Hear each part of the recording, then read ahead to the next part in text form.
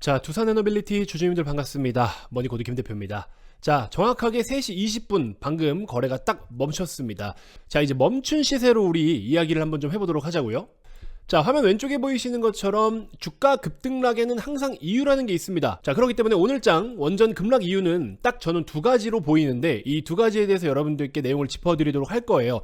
자, 근데 이제 뒤에도 말씀을 드릴 거지만 오늘 급락한 이 이유는 기존에 우리가 원전을 긍정적으로 보던 그러한 투자 포인트가 흐트러진 게 없습니다. 결과론적으로 쉽게 좀 먼저 말씀을 드리자면 이때 당시에 상승을 보일 때 나타났던 이슈가 어제 오늘 소멸돼서 빠진 게 아니라는 거예요. 여기는 오른 이슈가 따로 있고 지금 내리는 이유가 따로 있습니다. 자, 그렇다라는 거는 올라갈 때 발생했던 재료나 그 모멘텀이 그대로 지금 남아있기 때문에 충분히 조정을 거친 뒤에 추가적인 상승이 가능하다라는 걸 미리 결론적으로 말씀을 드리는 거예요. 자, 그래서 끝까지 영상을 시청을 해주시면 대단히 고맙겠습니다. 자, 구독 아직 안 누르신 분들 한 번씩 눌러주시고요. 좋아요 누르는데 1초도 안 걸립니다. 손가락 잠깐만 뻗으셔서 좋아요 터치 한번 딱 눌러주시면 대단히 고맙겠습니다. 자, 여러분들 오늘 아침에 이 기사를 보셨는지 모르겠지만 미국에서 전산 오류가 좀 있었대요. 그래서 버크셔 해서웨이 워렌 버핏 회사죠. 주가가 한때 마이너스 99.7% 급락이 표시됐다고 합니다. 이거는 뭐 그냥 사망이죠. 거의 뭐 상장 폐지급인데, 자, 이런 식으로 오전 한때 대략적으로 2시간 정도 전산 오류가 있었다고 합니다. 자, 그래서 거의 뭐 휴지 조각 수준으로 이렇게 표기가 좀 됐었다고 하는데 최종적으로 복구는 됐어요. 시세적인 측면에서 복구는 다 돼서 자, 이런 식으로 마무리가 됐는데 이 버크셔 해서웨이뿐만 아니라 같이 주가가 빠졌던 종목 중에 하나 원전 업체 중에 뉴스케일 파워, 이 뉴스케일 파워도 주가 에러가 좀 있었습니다. 자, 그러고 이제 시간 내에서 6% 정도 다시 상승이 나타났고 정규장은 12%로 하락으로 마무리가 됐고 상대적으로 몸집이 큰 종목들에 비해서는 투심이 좀 약할 수가 있기 때문에 아무래도 뭐 시세가 흔들린 것에 따라서 일부 투매도 있을 것이고 또 잘못된 매도도 있을 것이고 그러한 어떤 여파 때문에 또 주가가 이렇게 조정을 받을 수도 있는 것이고 결국에 투자는 심리로 하는 것이니까요. 그래서 이런저런 많은 심리들이 작용이 되지 않았을까. 어쨌든 뭐 최종적으로는 시간에서 애프터마켓에서 하락했던 40% 정도의 수준을 지금 만회하고 있긴 합니다. 자, 그래서 뉴스케일 파워도 주가가 뭐 급락을 보인 것처럼 이런 모습을 나타내고 있다 보니 아무래도 한국 시장에서도 미국장과 연계해서 투자하시는 분들은 아이고 이게 뭐야 이렇게 생각을 하실 수가 있겠죠. 단순 심리적인 거, 단순 센티적인 거, 단순 수급적인 것에는 분명히 영향을 줬을 것이다. 이런 생각이 좀 듭니다. 자, 근데 이제 뭐 두 번째 이유라고 말씀드리기는 조금 애매하긴 한데요. 환경단체들, 자, 아리백에는 원전이 없다. 전력계획에 대한 반발. 그래서 원전에 대한 비판적인 의견들이 많은 그런 단체들이 있어요. 대표적으로는 기후 환경단체들인데 반발이 굉장히 거세다라고 합니다. 어제 기준으로 했을 때 기후 환경단체들의 광화문 공동 기자회견이 있었고 이런 모임을 좀 가졌다라고 하시는데 더운데 굉장히 고생 많으셨네요. 자, 근데 많은 분들이 모이시지는 않은 것 같고 뭐 집회라든지 시위급도 아닌 것 같고요. 근데 어쨌든 이런 이슈는 있었다라는 거고 사실 이거에 대해서 예전부터 말이 많았어요. 원전은 결국에 친환경이 아니기 때문에 우리는 탈원전으로 가야 된다. 이런 내용이 있었지만 근데 여러분들 정치적인 색깔 빼놓고 한번 생각해 보세요.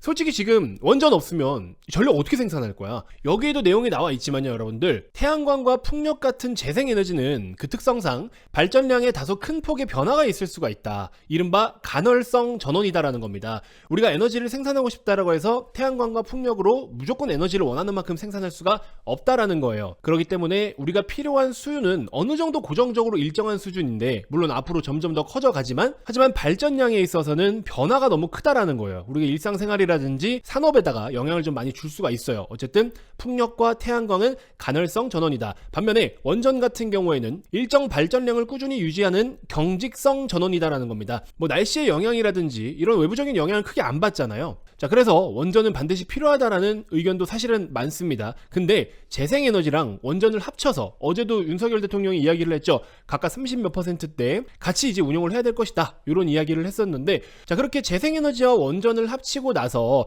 발전량이 어느 정도 목표를 넘어서는 상황이다. 그럴 때에는 간헐성 전원인 재생에너지를 줄이는 쪽으로 귀결될 거라는 설명이 있다. 뭐 이런 등등 여러 기관 단체라든지 전문가들의 의견이 굉장히 많이 좀 갈립니다. 그리고 또 일부 전문가들은 전 세계적인 재생에너지 표준으로 자리를 잡은 아리백, 이게 결국에 재생에너지 100%를 사용하자라는 건데 원전이 빠져있는 점을 또 지적하는 부분들도 있었다라고 하고요. 어쨌든 계속 의견이 좀 갈립니다. 자, 그럼에도 불구하고 여러분들 꼭 아셔야 되는 거는 뭐냐, 일단 원전은 갑니다. 진짜 앞으로 2, 3년만 돼도 우리 전력 부족해요. 그렇기 때문에 발전을 더 많이 해야 되는데 이거 뭘로 할 거야? 발전하는 거는 뻔하잖아요. 아니면 뭐 대체 에너지를 사용할 거면 대체 에너지 뭐가 개발이 됐냐고. 안 됐잖아요. 그렇기 때문에 어쩔 수 없이 수요에 필요한 만큼의 전력을 생산하기 위해서는 원전을 반드시 쓸 수밖에 없다라는 겁니다. 자, 그래서 원전에 대한 중요성, 에너지에 대한 중요성 이런 것들을 여기 제가 내용을 다 적어놨어요. 그래서 아직 확인 안 해보신 분들은 꼭 1번, 2번을 같이 신청해서 내용을 살펴보시면 될 것 같아요. 모르시는 분들을 위해서 잠깐만 설명을 드리면, 자, 이건 김 대표가 직접 작성한 리포트입니다. 투자 전략서인데 여러분들이 뭐 FN 가이드 같은 데서 보는 증권사 리포트는 좀 어려워하시는 분들이 많으시잖아요. 자, 그러자니 정보를 참고하지 않고 내가 그냥 뉴스 같은 것만 보고 매매하기에는 조금 뭔가 모르게 부족해. 그래서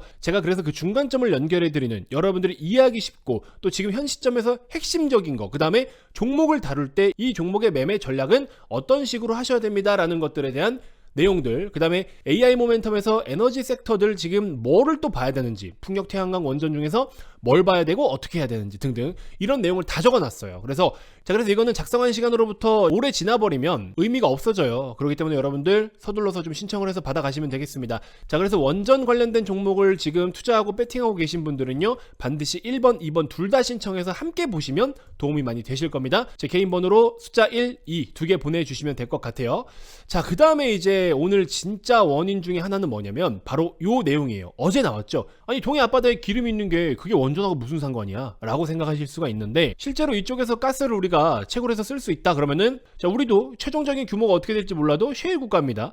자, 그렇게 되면 그걸로 자체적인 에너지를 또 커버할 수가 있기 때문에 원전에 대한 의존도도 좀 낮출 수 있지 않겠느냐, 이런 이야기가 나오고도 있어요. 물론 시나리오상 맞습니다. 근데 또 원전에 직접적인 영향을 줄 수 있는 두 가지의 포인트가 있는데, 일단 요 이슈가 내년 상반기에 결과가 나오잖아요. 그리고 첫 탐사부터 생산까지 7년에서 10년 정도가 걸린대요. 그러면 이게 실제로 전문가들이 예상하고 있는 매장량만큼 실제 매장이 되어 있는 게 확인이 됐고, 물론 확률은 20%지만 20% 확률로 우리가 실제로 이거를 채굴을 할 수 있는, 석유와 가스를 채굴할 수 있는 그런 상황이 됐다. 진짜 극단적으로 됐다. 그러면 이 시기가 지금 원전 짓는 시기랑 거의 얼추 맞아요. 원전이 오히려 좀 더 늦어요. 그러면 원전이 필요 없는 거 아니냐? 원전 덜 짓는 거 아니냐, 이런 내용들이 계속 나오고 있는 거예요. 그러다 보니까는 펀더멘털에도 영향을 분명히 준 건 맞고, 자, 그 다음에 이제 두 번째로 영향을 준 거는 테마적인 성향이에요. 원전도 약간 테마 성향이 굉장히 크단 말이죠. 뭐 수조원, 수십조 원대 수주가 들어온다라고 해도 이게 기간이 굉장히 길기 때문에 우선적으로는 테마적으로 움직여요. 근데 지금 테마성으로는 얘가 수급을 싹 다 빨아들였단 말이에요. 그러다 보니까는 시장 내에서 최근에 강했던 굉장히 많은 종목군들이 약세 흐름을 보여주고 있습니다. 자, 전광판 한번 보시면 원전 싸그리 다 약세 보였죠? 오늘 오히려 2차 전지가 좀 강세 흐름이 나타났었고요.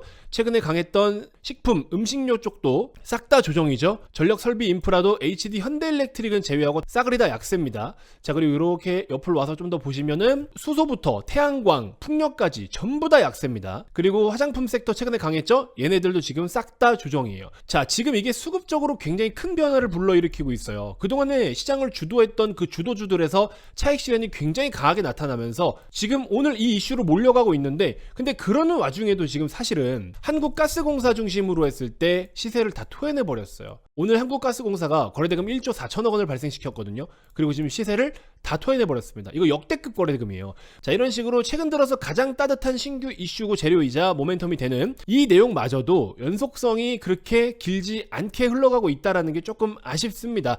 자, 그래서 지금은 수급적으로 굉장히 여러분들이 대응하기에는 녹록지 않은 시장 흐름이다. 요걸 먼저 인지하시면 돼요. 그래서 결론적으로 다시 말씀드리면 뉴욕 증시 전산 오류로 뉴스케일 파워가 이런 식으로 시세가 조금 아쉽게 됐다라는 것도 일단 센티적인 측면. 자, 이렇게 환경단체들이 시위를 한다거나 기자회견을 하거나 이런 걸로 인해서 주가 영향 사실 크지는 않지만 굳이 준다면 뭐 이것도 마찬가지로 센티적인 영향이다라는 거. 그 다음에 동해 앞바다에 우리 기름이나 가스 캘 수 있을 것이라는 기대감으로 움직였던 조선, 해양플랜트, 정유주 이런 것들 강세 흐름 보였었죠? 얘네들의 주가 움직임이 좋았지만 이마저도 시세를 한번 싹 끌어올리고 다 토해냈다라는 거. 자, 그래서 우리나라 시장에 새로운 수급이 들어오지는 못하고 있는 상황에서 그나마라도 테마주들이 상단에서 놀고 있을 때 아직까지 유지되고 들고 있던 그 수급들이 차익 실현이 좀 강하게 나타나고 있는데, 현재 오늘 같은 경우에는 대부분 2차 전지 섹터로 조금 흐름이 넘어간 것 같아요. 아니면 다음 포지션을 대기하거나 이러한 수급적인 변동성이 좀 있었다. 이 정도까지만 일단 이해하시면 될 것 같아요. 자, 그러면 다시 돌아서 말씀드리면,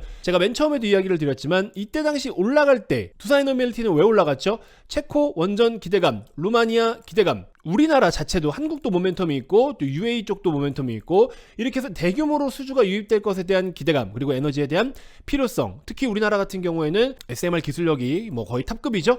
자, 이러한 모멘텀이 반영이 되면서 올랐던 건데, 그러면 지금 제가 말씀드린 내용이 소멸됐나요? 소멸되지 않았습니다. 그렇기 때문에 이번 하락 뒤에 대략적으로 주가적인 측면에서는 19,000원, 18,000원 부근 이렇게 두 구간이 남았습니다. 이 각각 두 구간 중에 하나 지지를 좀 체크해 보시고요. 마지막 추가하면서 한번 진행을 해보셔도 저는 좋을 것 같다 이런 생각이 듭니다. 자, 어쨌든 최근에 강했던 테마들이 전체적으로 조정이 좀 크기 때문에 변동성 굉장히 좀 조심하셔야 되고요. 너무 꼭대기에 물렸다 하시는 분들은요, 과감하게 손절을 해야 될 종목들이 있을 수도 있습니다. 자, 하지만 그동안에 굉장히 밝게 떠올랐던 이 해가 그동안 세상을 밝게 비추고 이제 해가 저물면 다시 또 내일의 해가 뜨겠죠. 그 내일의 해는 그 다음에 주도주인 거잖아요. 그럼 그 다음 주도주는 뭐가 되겠느냐? 저는 2차전지도 가능성이 높다라고 생각이 듭니다. 업황이 안 좋지만 2차전지 섹터 전체를 보는 게 아니에요. 그 안에서 성장성이 굉장히 훌륭한 종목들이 있다라고 분명히 말씀을 드렸죠. 대표적으로는 실리콘 응급제, 대주전자 재료를 여러분들께 많이 말씀을 드렸었고, 실제로 이런 식으로 최근에 제가 솔루션을 도와드린 분들께도 대주전자 재료를 언급을 많이 드리면서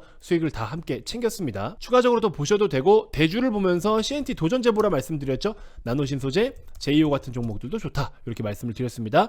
자, 어쨌든 차기 주도주의 흐름이 좀 궁금하시다 하시는 분들은 2차전지 진단서, 유망주 전략서 지금이라도 꼭 보셔야 돼요. 여기에 지금 말씀드린 이러한 2차전지에 대한 주요 내용들 다 담겨 있고, 제가 오늘 언급하지 않은 진짜 괜찮은 기업도 하나 있습니다. 자, 그래서 여러분들께 좋은 정보 많이 제공해 드리려고 다양하게 리포트를 준비를 했습니다. 꼭 신청해서 받아가시길 바라겠고요. 굉장히 빠르고 공격적인 시장 변동성에 당황하지 마시고 주도주의 흐름 제대로 좀 캐치를 해서 타겟만 정확하게 잡으시면 여러분들 지금 수익 내는 거 그렇게 어렵지 않습니다. 이슈가 없고 시장 자체가 폭락장인 게 힘든 거지, 지금 그런 시장 아니잖아요. 뭘 사야 될지 몰라서 지금 힘든 시장인 겁니다. 그런 것들은 딱 눈에 보이는 거 사면 되는 거예요. 그 눈에 보이는 거는 그냥 시세적인 측면이 아니라 현재 어떤 종목들의 업황이 좋고 숫자나 실적이 잘 나타나는지, 이거에 초점을 두시면 됩니다. 아시겠죠?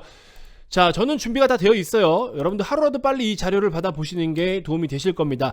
평균적으로 10페이지 이내이기 때문에 내용 굉장히 쉽게 적어놨고요. 이 내용을 보고서도 어려우면 은행으로 가시는 게 맞습니다.